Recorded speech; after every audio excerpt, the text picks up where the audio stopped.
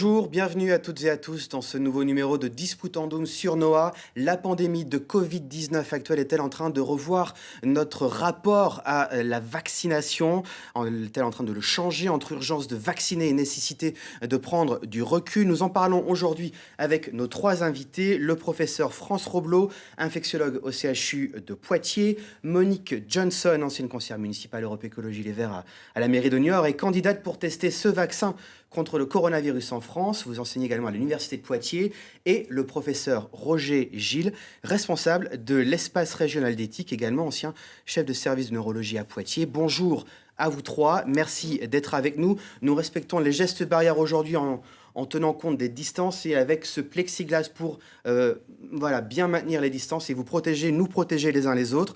Vous qui regardez le débat depuis chez vous, depuis votre tablette ou votre smartphone, vous pouvez commenter nos échanges sur nos réseaux sociaux qui s'affichent sur votre écran. Tout d'abord, on commence par quelques chiffres pour planter le décor. La pandémie de Covid-19, ce sont déjà plus de 63 millions de cas dans le monde, plus de 2 millions en France, 1,5 million de morts dans le monde et près de 53 000 dans notre pays. Le président de la République avait donné comme objectif la barre des 5 000 nouvelles contaminations par jour pour déconfiner à partir du 15 décembre. On en est loin, environ 10 000 nouveaux cas par jour actuellement. Professeur Robleau, épidémiologiste au CHU de Poitiers, comment interprétez-vous ce chiffre de 10 000 nouvelles contaminations par jour en France?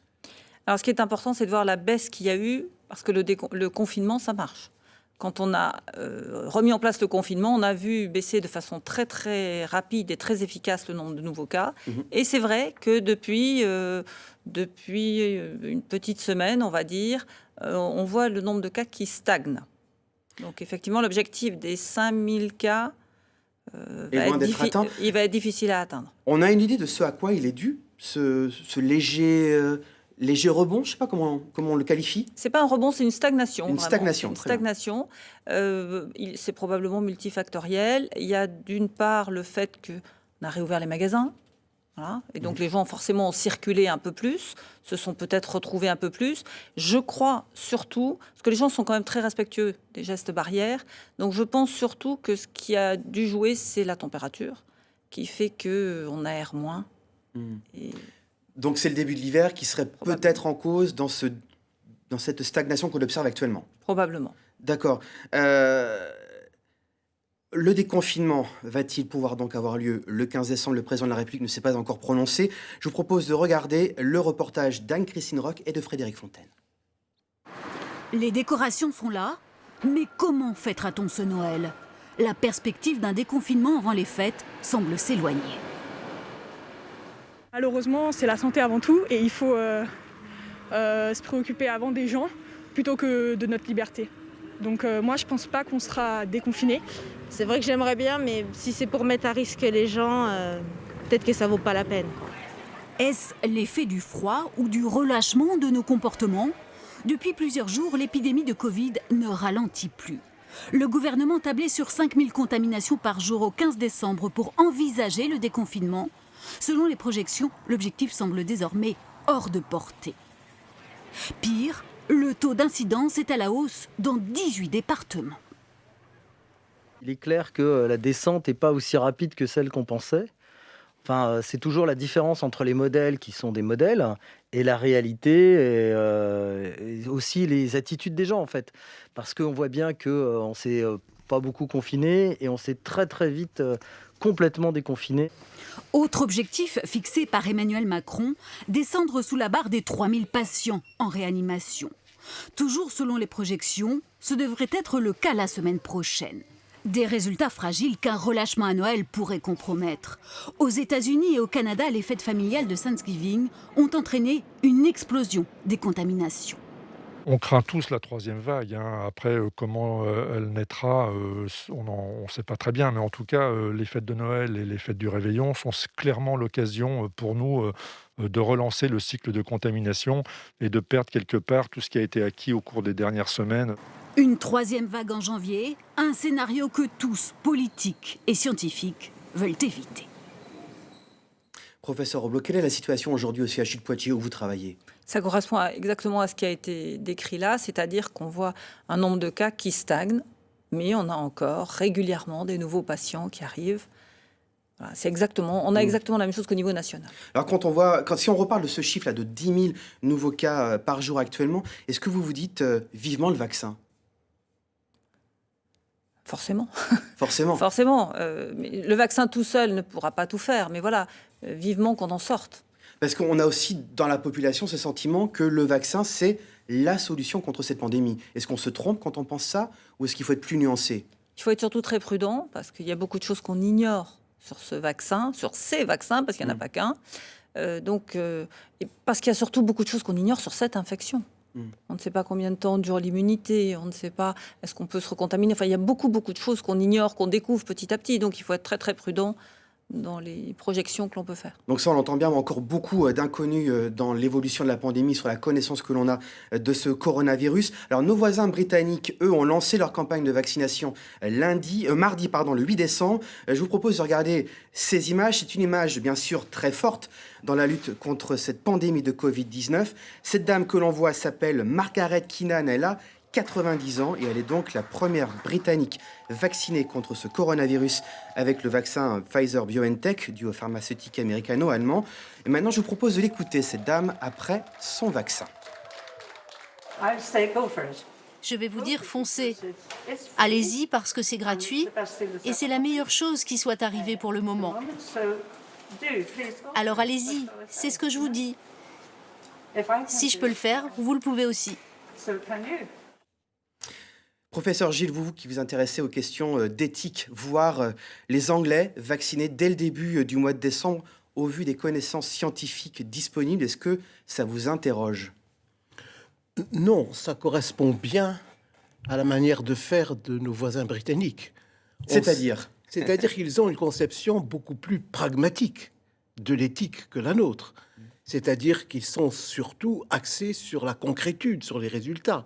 Ainsi, alors que la France s'est prononcée par son conseil scientifique, par le comité consultatif national d'éthique, contre le challenge infectieux, et qui consistait à injecter le virus et à vacciner ensuite, ce qui aurait permis d'aller beaucoup plus vite. Nos voisins britanniques ont lancé un vaste recrutement de volontaires, alors que nos instances éthiques et scientifiques se sont déclarées opposées à cette introduction d'un esprit sacrificiel, en quelque sorte, dans l'humanité. Vous avez le sentiment qu'on n'a peut-être pas adopté la bonne stratégie ? En France ? Oui. Ah, surtout pas. Surtout pas. Non, je ne me permettrai pas d'aller... Alors, expliquez-nous. Oui, c'est-à-dire que, ou bien nous décidons pragmatiquement d'injecter le virus contre lequel nous n'avons aucune arme, et ensuite le vaccin. Et vous comprenez que le vaccin serait mis au point beaucoup plus vite. C'est à marche forcée, mais que ceci comporte un risque. Autrement dit, le bien-être général, le plus grand bien pour le plus grand nombre, doit-il être possible en face du sacrifice de quelques personnes qui, bien entendu, peuvent être exposées à des formes graves de coronavirus. C'est donc, me semble-t-il, avec sagesse, que nos instances éthiques et scientifiques ont préféré renoncer au challenge infectieux, alors que nos voisins britanniques ont lancé dans la presse une vaste opération de recrutement. Mais c'est une historique qui dure depuis le grand mouvement bioéthique des années 80. L'éthique britannique est une éthique pragmatique, c'est d'abord le résultat qui compte, en dépit du sacrifice de quelques personnes. Alors on voit aussi les Russes et les Chinois vaccinent actuellement. Ouais. Est-ce que c'est la même logique chez eux, à votre connaissance ? On peut difficilement dire. Nous ne sommes pas dans des pays, j'allais dire, strictement démocratiques, et nous avons une autre aussi philosophie éthique. Il est évident qu'on l'a vu, dans un pays comme la Chine, l'acceptation de la restriction des libertés est beaucoup plus grande que chez nous. Et donc, les Chinois ont un esprit, j'allais dire, de corps, qui fait que l'individu, la personne humaine, est noyée dans la masse, et que la masse prime sur la personne humaine. D'où c'est politique. Mais y a-t-il des débats éthiques en Chine ? nous n'en connaissons pas beaucoup. Alors pourquoi est-ce qu'on ne vaccine pas déjà en France alors que les Britanniques vaccinent, professeur Robleau? Parce qu'il y a des démarches administratives qui sont en cours. Les vaccins doivent passer par les autorités de santé, par l'ANSM, l'Agence du médicament, donc en France, qui doit donner son feu vert pour utiliser un vaccin. C'est le même processus pour tous les médicaments. Donc finalement, c'est logique qu'on ne vaccine pas déjà comme en Grande-Bretagne, par exemple. Mais ça va se jouer à 2 semaines, 3 semaines. Hein. Donc c'est rien dans la logique de la pandémie. Dans la logique de la pandémie actuelle, c'est pas grand-chose. D'accord. Alors, le laboratoire Moderna accepte que l'INSERM teste son vaccin début 2021, au moment même de sa distribution en France, alors qu'il était prêt à débuter les tests académiques dès le mois d'octobre, explique-t-il aujourd'hui. Est-ce qu'on va avoir le temps des résultats des expérimentations académiques pour éclairer le gouvernement? Est-ce qu'il y aura assez de temps, finalement, entre les publications scientifiques, le début de la vaccination? Est-ce que le temps est là pour réfléchir posément? C'est ce qu'on essaye de faire en France, je pense, de réfléchir posément. Je crois que c'est Jean Castex qui a dit qu'il ne fallait pas se précipiter et qu'il fallait prendre le temps de la réflexion. En fait, ce sont des vaccins nouveaux. Et donc, il y a les populations pour lesquelles le risque de forme sévère est majeur. Et cela, on considère qu'il y a un bénéfice évident à les vacciner, on va les vacciner. Et puis, il va falloir faire des essais complémentaires pour toutes les autres populations qui ne font pas des formes sévères, mais qui, en revanche, participent à la dissémination de la maladie. Et donc, voilà, c'est pas... Tout ça, il va falloir que ça se gère. Mais on est quand même allé déjà très, très, très vite. Jamais on a fabriqué les vaccins aussi rapidement. Hein. Oui, c'est une première dans l'histoire de la vaccination en Europe et dans le monde. Ah oui, tout à fait, parce que ce sont des nouveaux vaccins, des nouveaux types de vaccins. Alors, justement, ces nouveaux types de vaccins, on parle de vaccins ARN. Oui. Alors, je n'y connais rien. Qu'est-ce que c'est?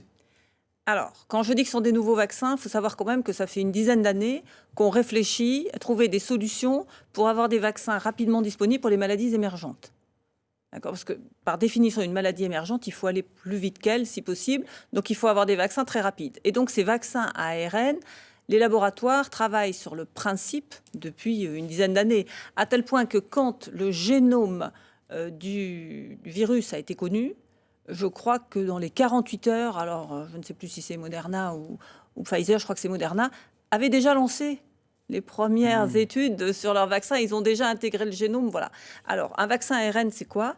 On utilise un morceau d'ARN, qui est une structure qui contient des éléments qui permettent de fabriquer une protéine du virus.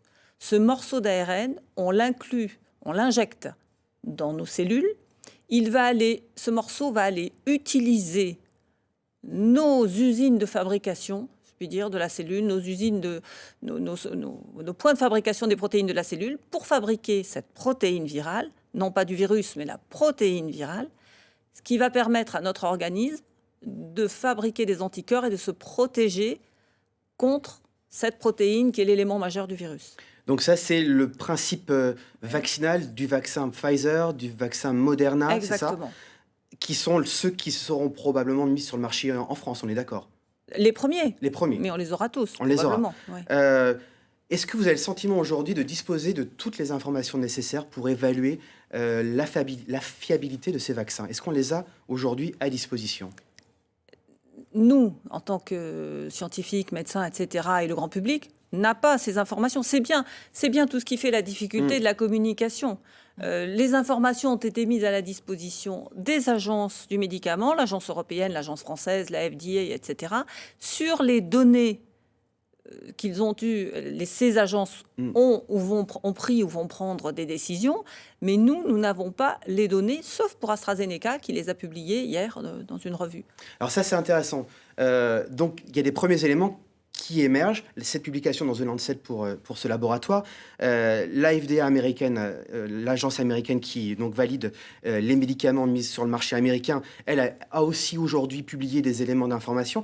Qu'est-ce qui émerge de ces publications? Est-ce que c'est rassurant? Est-ce qu'on est dans les mêmes taux de fiabilité que celle annoncée par le laboratoire? Alors encore une fois, on n'a qu'une publication. Voilà, The Lancet. D'accord, The Lancet, hier, de AstraZeneca, et qui, effectivement, donne des chiffres qui sont tout à fait comparables avec ceux qui avaient été annoncés par le laboratoire.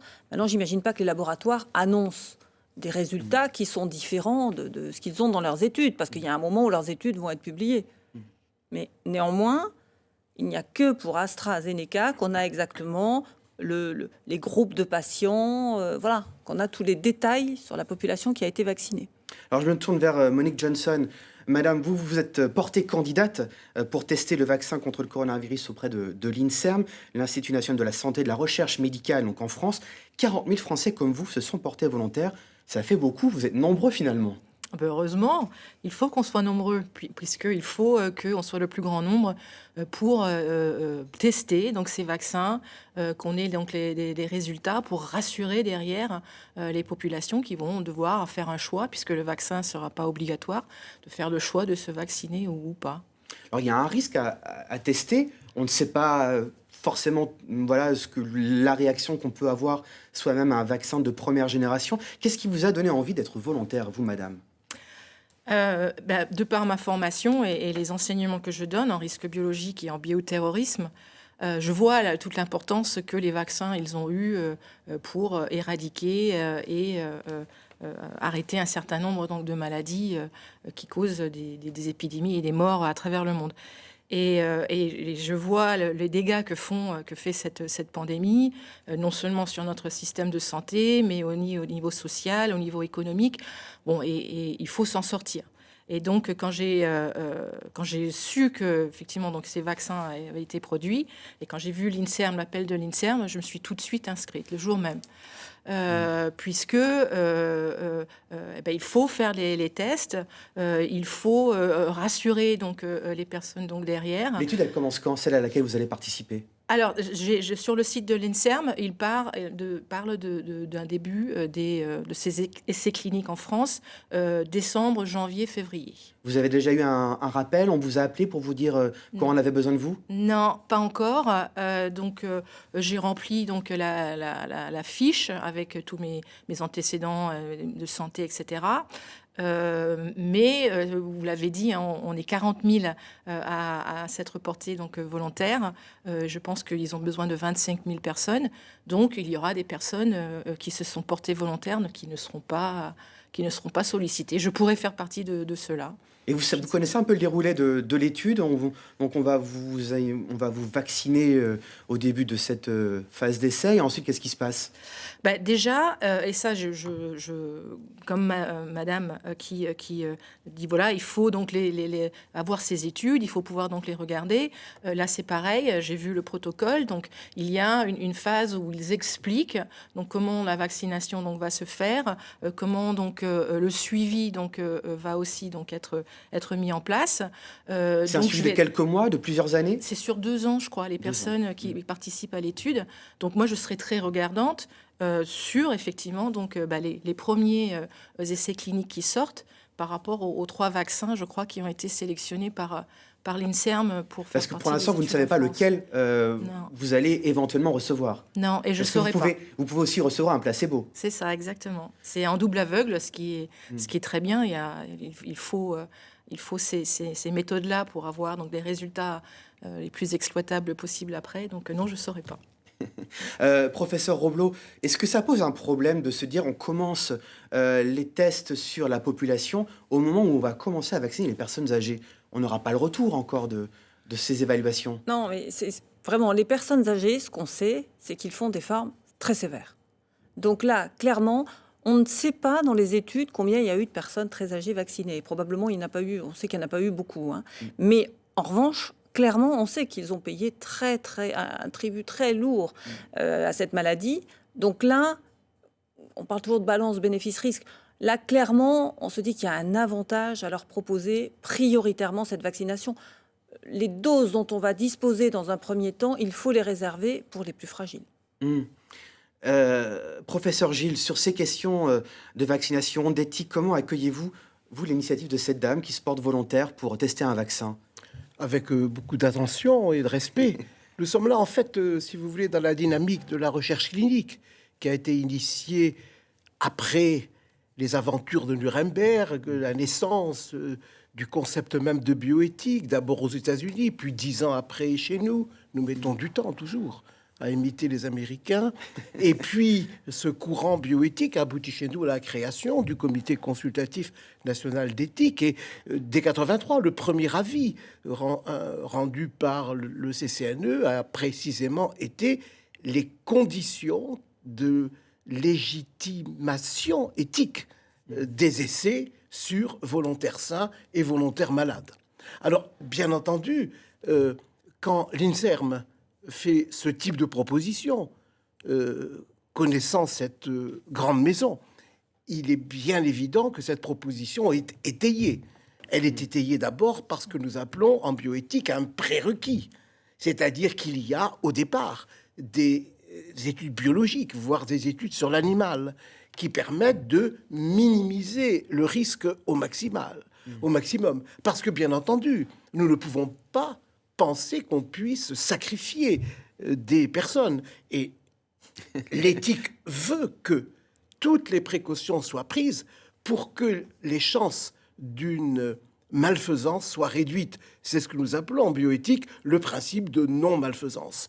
Un essai qui prendrait des risques inconsidérés ne serait pas acceptable. Si l'INSERM fait cette proposition, connaissant les équipes de l'INSERM, et l'INSERM a créé en France le premier comité d'éthique avant le comité d'éthique national, c'est que l'INSERM s'est entouré des précautions nécessaires. Non pas que les risques puissent être effacés, mais les risques sont considérés comme minimes. Ce sont des risques qu'on peut courir. C'est toujours une aventure. Et bien entendu, un volontaire sain ou malade doit toujours être salué, mais la médecine n'aurait pas avancé sans les volontaires malades. Et comme médecin hospitalier universitaire, j'ai effectué un grand nombre d'essais sur volontaires malades, mais aussi, bien sûr, dans la vaccination, le volontaire sain par essence, ce sera le cas, et pas celui qu'on rend malade en lui injectant le virus d'abord. Mais ça, c'est une aventure britannique. Espérons qu'elle ne contamine pas notre pays. Mais la Manche est brève, le Brexit fera peut-être un obstacle. Bon, d'accord, Nico. Je vous vois réagir, ça vous fait sourire. Mais chez vous, à la maison, comment est-ce que vous avez amené la chose? Est-ce qu'on vous a dit bravo, vas-y? Ou est-ce que non, mais ça va pas la tête? Qu'est-ce qu'on vous a dit à la maison? Oui, enfin, j'en avais parlé avec mes enfants le jour, ils étaient tous les deux à la maison, et ils m'ont encouragée.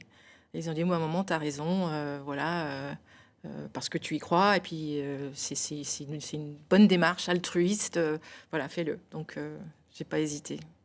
Très bien. Alors, on sait que la France a déjà précommandé de quoi vacciner 100 millions de personnes, donc 200 millions de doses, parce qu'a priori, il y aura 2 doses d'injectés pour se faire vacciner. Et la France doit présenter sa stratégie vaccinale devant le Parlement la semaine prochaine, le 16 décembre, à l'Assemblée nationale, le 17 décembre au Sénat. Donc, on a parlé, il y a 3 vaccins qui vont être testés en France. Oui. Seulement 3. À votre connaissance? Pour l'instant, c'est 3 dans tous les réseaux de l'INSERM, dans le réseau coordonné par l'INSERM, par Reacting, oui. À l'échelle mondiale, j'ai vu le chiffre de 50 ou 51 candidats vaccins. C'est beaucoup. J'imagine que certains n'arriveront pas jusqu'aux phases de test finales. Mais qu'est-ce qu'il y a d'intéressant à tester plusieurs vaccins? Quel est l'intérêt pour la population ou pour la communauté médicale? Est-ce que c'est de se dire tel vaccin pour telle catégorie de population? C'est quoi l'idée? Alors, l'idée, est-ce qu'il faut en avoir 50 Pas sûr, mais au moins 3 en tout cas. Je crois qu'il y a 237 essais qui sont sur les vaccins. Là, la particularité, c'est qu'on a un virus nouveau. Donc, on a essayé de trouver des façons de fabriquer des vaccins de façon très rapide. Aussi sûre que possible, bien sûr, mais de façon très rapide. Donc, avoir plusieurs vaccins, ça va forcément conduire à des choses différentes. Il y a tellement d'inconnus pour l'instant, mais on va avoir des vaccins, effectivement, qui vont sans doute induire une réponse immunitaire plus élevée que d'autres, mais est-ce qu'elle sera aussi durable qu'avec d'autres? Voilà, c'est tout ça qu'il faut découvrir. Donc, effectivement, il y a peut-être des populations pour lesquelles on aura intérêt à utiliser un vaccin, et puis pour d'autres, un autre. C'est tout ça qu'il faut découvrir. Voilà, donc la stratégie vaccinale de la France va être présentée la semaine prochaine au Parlement. On sait déjà quelques éléments qui ont été dévoilés. On sait déjà que les premières vaccinations vont concerner les résidents des EHPAD et les salariés des EHPAD, ensuite les plus de 65 ans et le personnel médical dans son ensemble, puis les plus de 50 ans, puis les plus vulnérables et les précaires, et enfin les plus de 18 ans. Ce sont donc les grandes lignes. Moi, je note une chose, c'est que les enfants sont absents de cette stratégie, alors qu'on nous a dit au début de la pandémie qu'ils étaient potentiels vecteurs de ce virus. Est-ce qu'on sait pourquoi les enfants ne sont pas inclus ? Alors, pour l'instant, ce qu'on sait, c'est qu'ils ne font pas de forme sévère. Donc, il faut bien replacer les choses. Le vaccin, ce qu'on sait à l'heure actuelle, c'est qu'il évite les formes sévères. D'accord ? Et on n'a pas de certitude sur le fait qu'il évite la transmission. Donc, il protège la personne que l'on a vaccinée d'une forme sévère, mais on ne garantit pas qu'il protège de la transmission. Or, on sait que les enfants, on a surtout dit qu'ils étaient des vecteurs... on a imaginé, même si sans doute ils le sont un peu moins que certains adultes, mais ils ne font pas de forme sévère. Donc déjà, il n'y a pas tellement de logique à s'adresser à eux. De plus, on est encore une fois sur un vaccin nouveau. Alors, ça ne veut pas dire que c'est un vaccin qu'on a sorti des réfrigérateurs hier et qu'on a commencé à injecter aujourd'hui en Angleterre. Non, on a quand même les données, comme disait le professeur Gilles, chez l'animal, des données qui sont importantes, des données de sécurité quand même. On a aussi les données sur les 40 000 d'un côté et 35 000 personnes de l'autre côté qui ont été vaccinées, qui ont montré qu'il n'y avait pas d'effet secondaire à court terme, avec le recul qu'on a de 2, 3, 4 mois selon les vaccins. Voilà. Déjà, il faut bien dire ça. On ne part pas non plus en injectant n'importe quoi à n'importe qui sans savoir ce que ça va donner. Donc, la logique, maintenant, c'est de dire on commence par ceux qui sont les plus vulnérables parce qu'on ne va pas avoir 100 millions de doses le 4 janvier. Oui, c'est on aussi va les ça avoir l'enjeu. de façon Faut les fabriquer. bien sûr, et on va les avoir de façon progressive. Donc, on commence par les plus fragiles. Effectivement, les résidents des EHPAD, et tout le monde a vu les dégâts qu'a fait cette infection dans les EHPAD. Donc, les résidents des EHPAD et les personnels des EHPAD âgés de plus de 65 ans ou avec des facteurs de comorbidité. Donc, on a vraiment ciblé. Ce ne sont pas tous les personnels soignants des EHPAD. D'accord. Ce sont vraiment les plus fragiles. Donc on voit l'intérêt médical à cibler les populations les plus âgées dans le pays. Professeur Gilles, d'un point de vue éthique, qu'est-ce que ça vous inspire, vacciner d'abord les plus âgés? Est-ce que c'est ce qu'il faut faire sur cette question de l'éthique? Alors, sur un plan éthique, c'est vrai que le projet actuel souffre de myopie.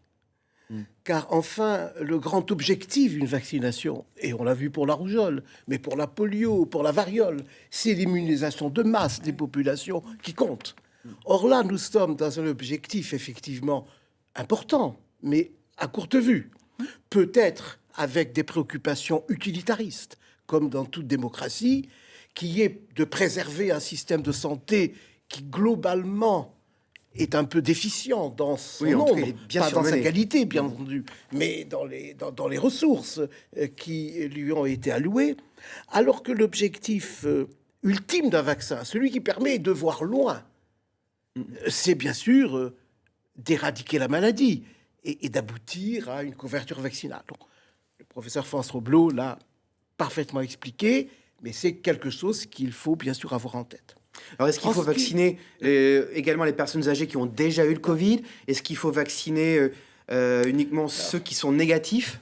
En ce qui concerne les EHPAD, il va se poser un problème, et qui va être le problème du consentement. Le gouvernement et notre Agence régionale de santé ont préconisé comme recommandation de faire des tests aux visiteurs.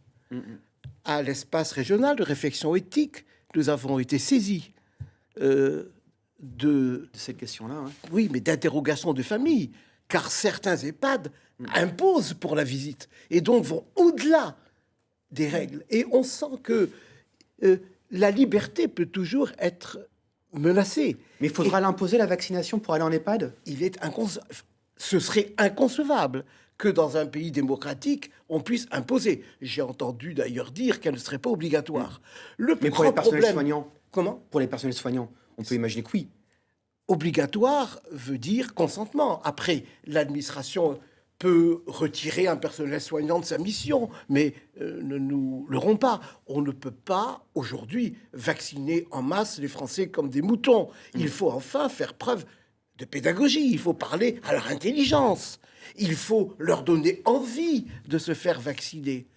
Quant aux EHPAD, accueillir une vaccination serait une bénédiction, puisque les mesures excessives qui ont été faites et ultra sécuritaires ont donné un seul choix à certains résidents, c'est de mourir du Covid ou de mourir de chagrin. Alors aujourd'hui, la grande question est là.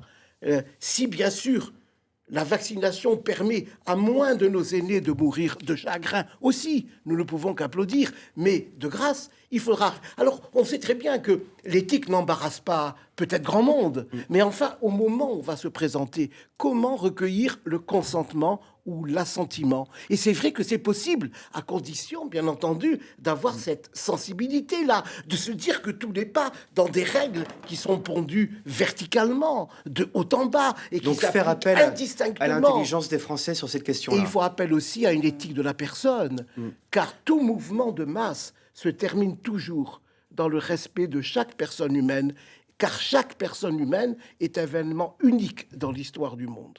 Et le message éthique, c'est de dire cela. Surtout, nous n'en voulons plus de prescriptions aveugles, des recommandations, oui, et surtout des porteurs de pédagogie.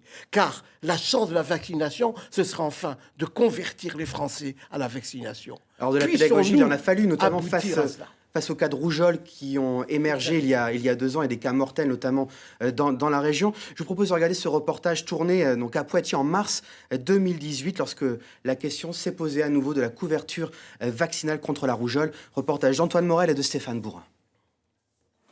Je vais piquer.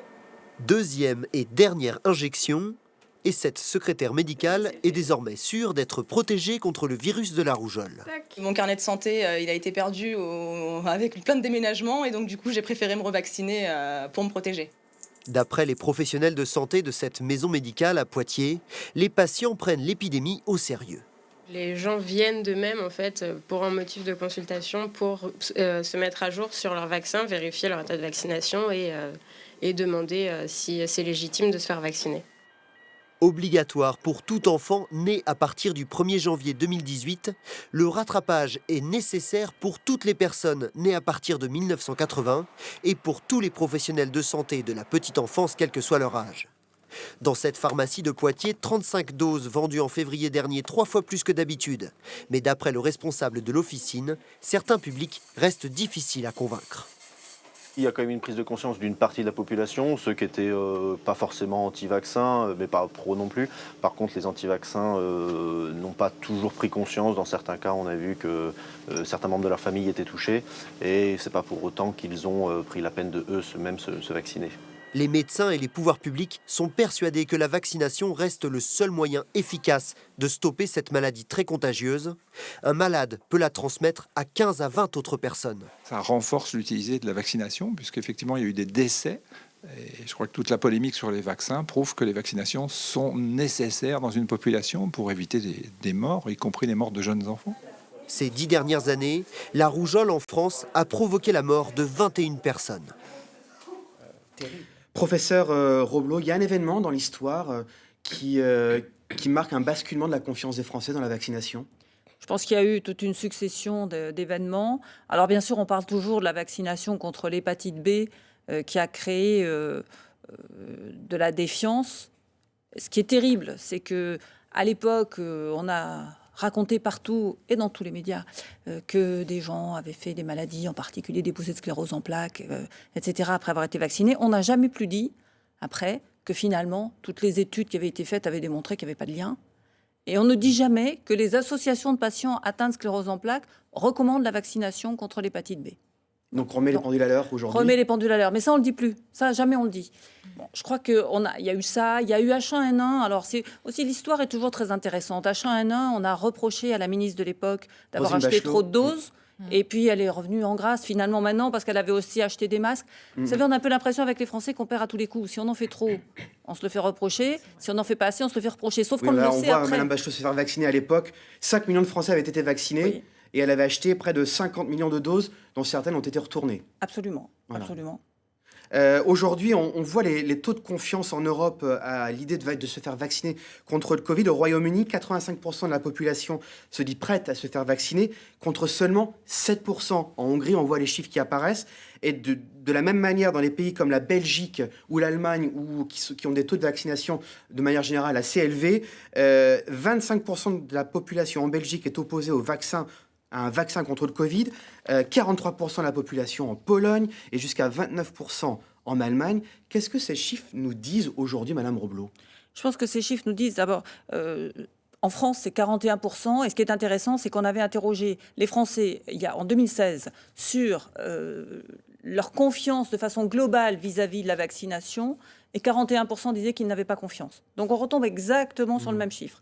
Là, je crois que ce qu'il faut tirer comme leçon, c'est qu'on a besoin vraiment de communiquer, comme le disait le professeur Gilles, de faire de la pédagogie et surtout d'être extrêmement transparent.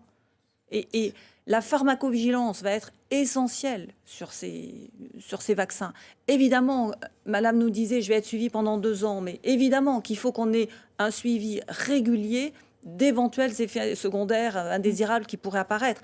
On n'en a pas eu jusque-là de façon précoce ou quasiment pas, mais il faut qu'on soit informé. Et je crois qu'on l'a peut-être pas assez dit, mais il faut vraiment que les médecins généralistes, qui sont les infirmiers, qui sont les professionnels de santé au contact des patients, s'emparent de cette pédagogie. Et c'est pas simple, parce qu'il faut communiquer, faire de la pédagogie avec beaucoup d'incertitudes.